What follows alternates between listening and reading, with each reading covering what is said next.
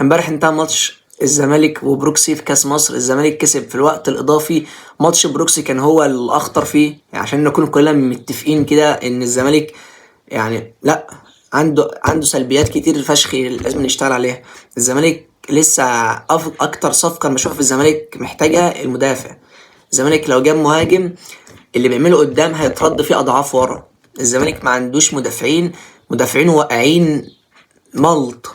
يعني الونش لما بيتشال من المنظومه كده بتشوف عاهات. حتى الونش لسه راجع من اصابه، فحتى لما يخش في المنظومه ديت هيبقى وحش، لان عمر المنظومه دي ما هتنجح حد. هو لسه راجع من اصابه، عايز اللي يلعب جنبه يسنده لحد ما يرجع لمستواه تاني. فالزمالك عنده سلبيات كتير قوي، ابرزها لازم نجيب صفقه مدافع، لازم نجيب مدافع وباك رايت. حاجه تانية بقى ان هو التوظيف الجديد لحمزه المسلوسي.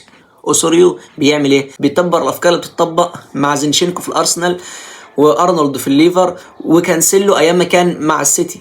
فانت بتعمله مع المسلوسي. بس انا هو حلو وتفكير حلو وبتاع، بس انا من وجهة نظري ان هو يعني عشان تطبق الافكار دي طبقها مع لعيب كوره، مع كوير، مع لاعب كورته حلو، هتبقى هيفيدك احلى بكتير من انك تطبقها من المسلوسي لعيب مجتهد موت، كل ماتش بتطور، بس ككوره محدود قليل. بس هو بتطور روح وفدائيه ورجوله والحاجات دي كلها، بس ككوره هو كورته قليله لسه برضه. انما انت جيت شفتها مثلا في الليفر، هتلاقي ان ارنولد لعيب كوره فبيأديها على اكمل وجه. هتلاقي ان زينشينكو لعيب كوره وبيعملها حلو. هتلاقي ان كانسيلو كان مع سيتي لعيب كوره وبيعملها حلو. كامافينجا حاليا مع الريال مؤخرا، اللي بتتعمل دي اللي اتعملت في ماتش امبارح لسه هنجيلها.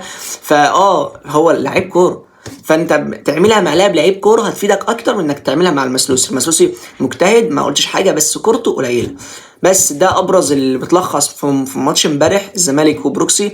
ماتش احنا عانينا فيه وكنا هنطلع، وفي كلام كتير بقى عن التحكيم، ان هم لهم ضربه جزاء ما لهمش.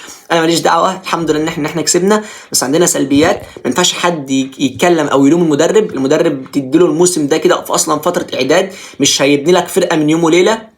لا، سيبه يشتغل، محدش يكلمه، سيبه يعمل اللي هو عاوزه، سيبه يختار اللعيبه بتاعت الموسم الجديد، سيبه يمشي ده ويسيب ده ويعمل ده. هو له كامل الصلاحيات انه يعمل اي حاجه في الفرقه الموسم ده، تحاسبه من بدايه الموسم الجاي. وفي حاجه انا انبسطت بيها وفرحتني، وهي مصطفى شلبي.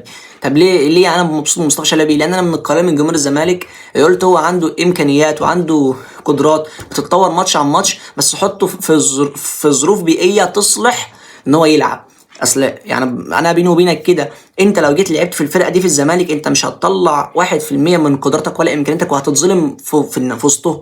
ما بقولش ان كلهم كده، لا، يعني مثلا في واحد زي عمر جابر، احمد اشرف رؤى، محمود شبانه، كل الناس دي ما تدلش ان هي عندها حاجه، لان هم اصلا يعني هم فاقدين اساسيات الكوره. يا عم باستثناء محمود شبانه مثلا، ان ما اتفرجتش عليه قوي. بس مصطفى شلبي كل ماتش بيديك مثلا حاجه كده، بيقول لك ان هو لسه عنده قدرات كبيره، بس هو مظلوم في وسطه. فالفرقه باذن الله تتحدث. انا معجب، انا معجب بالمدير الفني دوت.